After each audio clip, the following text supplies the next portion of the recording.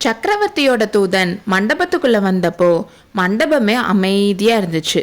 வந்தவன் நல்லா வளர்ந்த ஆஜானுபாகுவான உடம்பு வச்சிருந்தான். போர்க்களத்திலிருந்து நேரா இங்க தான் வந்திருக்கான் போல. அவனோட தலையிலையும் முகத்திலையும் காயங்களுக்கு கட்டு போட்டிருந்துச்சு.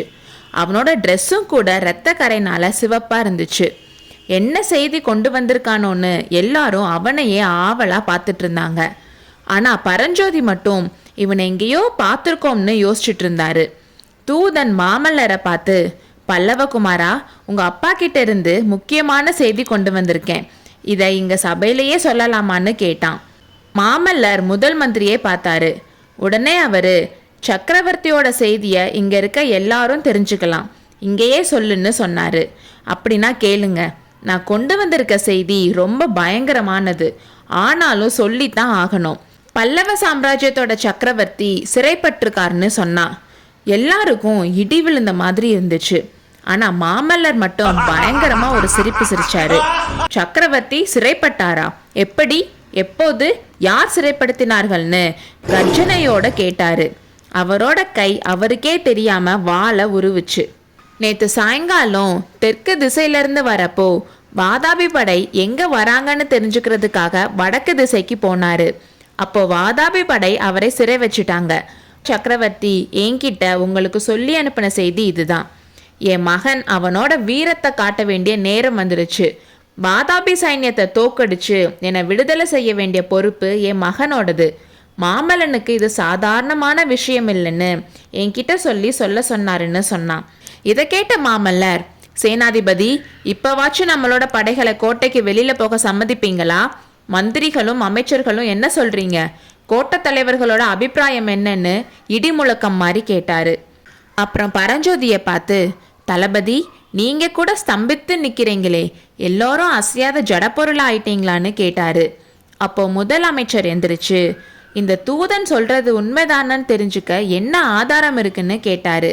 தூதன் உடனே கையில இருந்த சிங்க லட்சணையை காட்டி, இதுதான் ஆதாரம், என் முகத்திலையும் உடம்புலையும் இருக்க காயங்கள் தான் சாட்சின்னு சொன்னான். மகேந்திர சக்கரவர்த்தி பகைவர்கள் கிட்ட சிக்கிட்டு இருக்காரு, நீங்க ஆதாரம் கேட்டு நேரத்தை கடத்துறீங்கல்ல, தளபதி வாங்க நாம போலாம்னு பரஞ்சோதியை பார்த்து மாமல்லர் சொன்னாரு.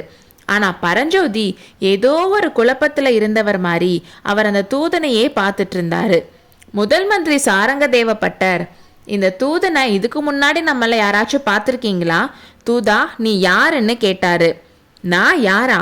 பல்லவ சக்கரவர்த்தியோட அந்தரங்க ஒற்றன், பல்லவ ஒற்றர் படையில சத்ருகனனுக்கு அடுத்த பதவியில இருக்கிறவன். தளபதி பரஞ்சோதி என்ன அடிக்கடி பார்த்துருக்காரு. தளபதி, என தெரியலையா? இந்த காஞ்சிக்கு உங்களை கூட்டிட்டு வந்த நாகநந்தி நான் தான்னு தெரியலையா?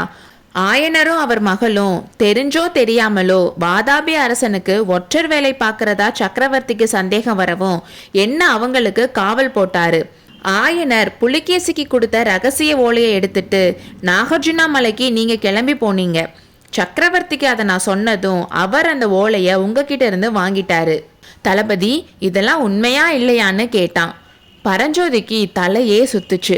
சில விஷயங்களை யோசிச்சு பார்த்தப்போ ஒருவேளை அந்த தூதன் சொல்றது உண்மையா இருக்கலான்னு தோணுச்சு. அப்போ மறுபடியும் அந்த தூதன் சொன்னா, ஆயனர்கிட்ட குண்டோதரன்ற பேர்ல வாதாபி ஒற்றன் ஒருத்த இருந்தான். அவன் நேத்து ஆயனர் கொடுத்த ஓலையை வாங்கிட்டு வாதாபி சைன்யத்தை பார்க்கறதுக்காக போனான். அவனை தடுக்கிறதுக்காக நானும் சக்கரவர்த்தியும் போனப்போ எதிர்பாராம சலுக்க வீரர்கள் எங்களை சுத்திட்டாங்க. கடவுள் அருளால நான் தப்பிச்சிட்டேன், அவ்வளோதான் விஷயம். சக்கரவர்த்தி இன்னும் எனக்கு கொஞ்சம் வேலைகளை கொடுத்துருக்காரு. அதை நிறைவேற்றுறதுக்காக நான் சத்ருகனனை பார்க்க போகணும். நான் சொல்ல வேண்டியதை சொல்லிட்டேன். நல்லா கலந்து பேசி எது சரியோ அதை செய்யுங்க, நான் கிளம்புறேன்னு சொல்லி அவன் அந்த மண்டபத்தை விட்டு வெளியே வந்தான். வேற எதுவும் அவனை கேட்கவோ இல்லை தடுத்து நிறுத்தவோ யாருக்கும் தோணல. எல்லாரும் கல் மாறி உட்கார்ந்துருந்தாங்க. மாமல்லரோட நெஞ்சில 1000 தேள்கள் கொட்டிட்டு இருந்துச்சு. ஆயனரும் சிவகாமியும் வாதாபிக்கு ஒற்று வேலை பார்க்குறாங்களா? அப்படிப்பட்டவங்களையா நாம வெள்ளத்திலிருந்து காப்பாத்தணும்? அந்த சிவகாமியவா நாம காதலிச்சோம்? அவங்களாலையா இப்போ அப்பா சிறைப்பட்டிருக்காருன்னு யோசிச்சுட்டு இருந்தாரு. அந்த மண்டபத்திலேயே மாமல்லரோட மனக்கவலையை தெரிஞ்சுக்க முடிஞ்சவர் பரஞ்சோதி ஒருத்தர் தான். அவர் மாமல்லரோட கையை பிடிச்சு, இன்னும் என்ன யோசனை? வாங்க போர்க்களத்துக்கு போலாம்.